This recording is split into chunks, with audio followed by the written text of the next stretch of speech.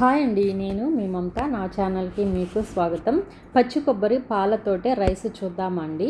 పచ్చి కొబ్బరిని సన్నగా తరిగి మిక్సీలో వేసుకొని కొంచెం వాటర్ పోసుకుంటూ గట్టిగా పిండి పాలు తీసి పక్కన పెట్టుకోవాలండి. 2 ఉల్లిపాయలు, 3 పచ్చిమిర్చి కట్ చేసుకొని కుక్కర్ పెట్టి ఆయిల్ వేసి బిర్యానీ ఆకు, చెక్క, మొగ్గ, మరాఠీ మొగ్గ వేసి మనం కట్ చేసుకున్న ఉల్లిపాయలు, పచ్చిమిర్చి వేసి అవి బాగా వేగిన తర్వాత అల్లం వెల్లుల్లి పేస్ట్ వేసి అల్లం వెల్లుల్లి పేస్ట్ పచ్చివాసన పోయేంత వరకు వేయించుకొని గరం మసాలా పొడి వేసుకొని సన్నగా తరిగిన కొత్తిమీర, పుదీనా వేసుకొని అది బాగా వేగిన తర్వాత మనం రెడీ చేసుకున్న పాలు, మీరు తీసుకున్న రైస్ని బట్టి ఆ పాలు అనేది పోసుకోవాలండి. పాలు చాలకపోతే వాటర్ కూడా యాడ్ చేసుకోవచ్చు. నాకు 2 పాలు వచ్చాయి, నేను 1 వాటర్ యాడ్ చేశాను.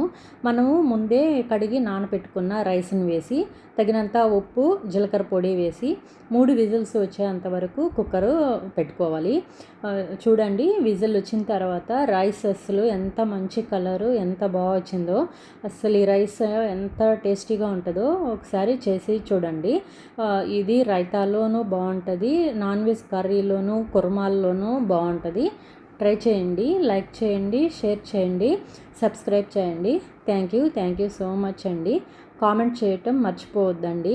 Thank you.